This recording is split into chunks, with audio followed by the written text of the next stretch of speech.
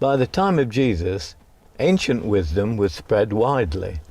The Hebrew Bible had been translated into Greek 246 BC during the Jewish calendar year 3515 after Adam.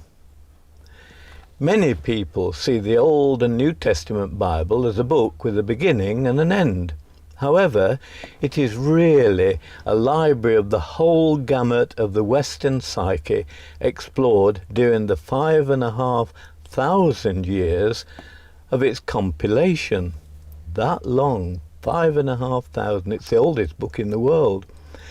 It portrays the nitty-gritty of life between different individuals and peoples, their politics and diplomacy, and victory and defeat at the social level, and ambition, lust, fear, hope, generosity, anger, and vengeance at the individual level.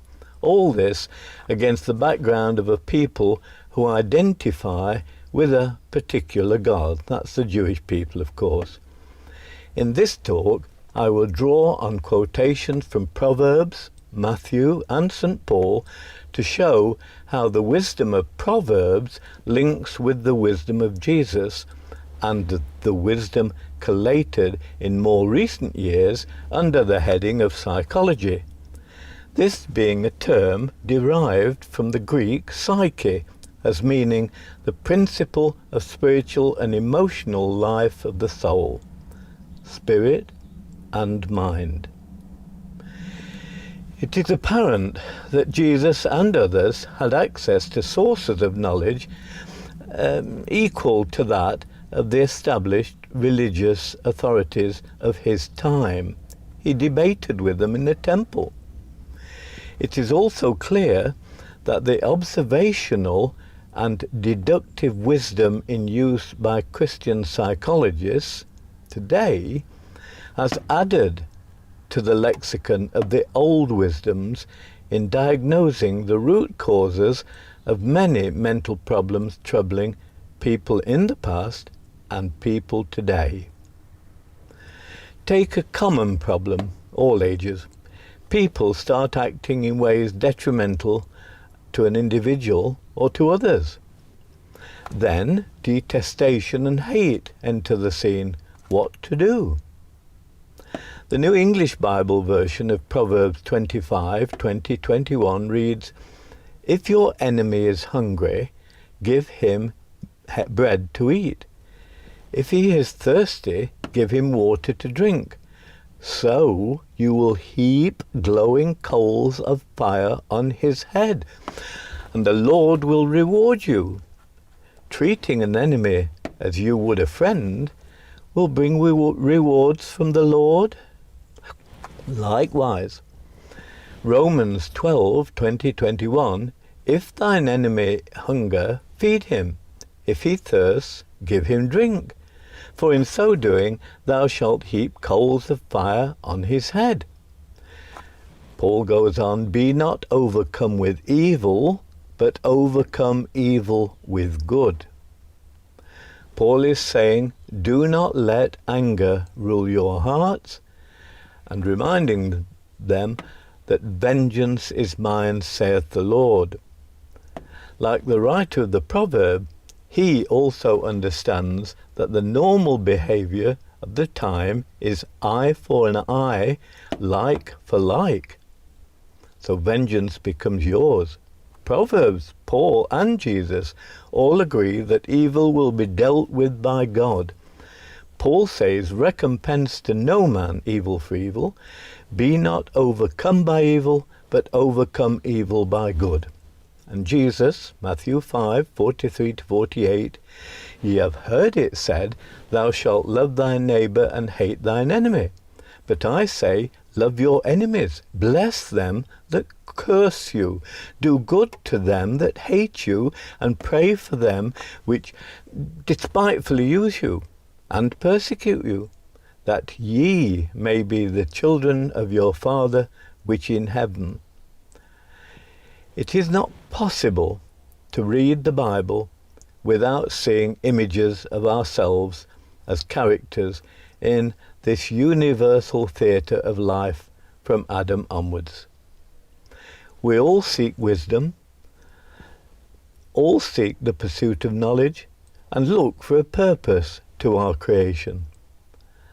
The book of Proverbs, which includes some of the maxims by the pharaoh Amenemope, is a good example of how wisdom in the form of lists of do's and don'ts was collected from Hebrew, Egyptian and Greek sources during the time of Solomon, 970 to 931 BC. But what about the wisdom in psychology? Like Jesus, modern secular psychology does not accept reactive behavior as the norm, eye for eye. But unlike him, it does not say, "Be ye perfect, as your Father in heaven is perfect." Norms in secular psychological counselling follow the gradual shift in human behaviour over time. It changed a lot in the 1960s, which results in some countries diagnosing and treating patients against different norms to those in the Christianized West. However, all do agree that when you do good to someone who despitefully uses you, he has a problem. This is because his mind, like most normal minds, and we're not talking about extreme examples here, wants to be in assonance or in balance. It may be something to do with chemistry and electrical circuits, not wanting to be stressed, who knows. Whatever, he cannot justify his actions on the old reactive standard, eye for eye. His mind, not yours, must cope with the dissonance of coals of fire piled on his head. He has a choice. He didn't want to make it. Does he change his mind and put out the fire, or does he want the mind to stay the same despite the fire? He could be stubborn and even add weight to his side of the argument by recounting memories of past grievances. He might even draw on wider wrongs unconnected to you, maybe connected in his mind to your family, to your nation, or to your ethnicity. After all, hatreds recorded in the Old Testament are still being played out today, so these things are long-lasting. In some countries, obdurate patients, as they're called, may receive holistic re-education as treatment for antisocial actions. This is an intensive process of overwhelming the brain and the neural pathways with specially prepared indoctrination to the point where the mind gives in and submits. In the West, however, mental dissonance more likely is to be treated as the counsellor identifies characteristics of the dissonance and then tries to place them within a context more amenable to the assonance within the mind of the patient. See it in a wider context. An illustration of this process at the social level can be seen in the following question. Did Britain win a proud victory at Dunkirk? Or was it an abject defeat? Because self-esteem is vital, to morale of course as well, the use of words and their placement in a phrase or sentence can be either a positive or a negative influence on us. The words proud and abject above make that point.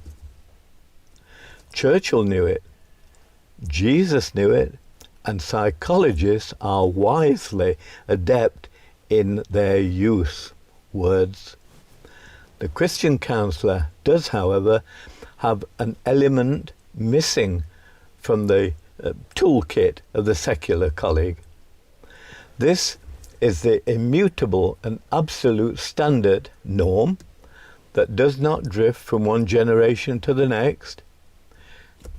Jesus said, that standard, be ye perfect, even as your Father in heaven is perfect. This is the absolute against which our actions will be measured. But, and here is the wisdom no secular psychologist or counsellor can offer. Knowing that we will all fail, we'll all fall short, God sent his Son into the world, not to condemn the world, but that through him it might be saved. John 3:17. We are flawed and will fail, but thanks to Jesus, our minds can be healed and in a state of assured assonance. If you wish, you may repeat after me words of a hymn. Blessed assurance, Jesus is mine. Amen, and God bless.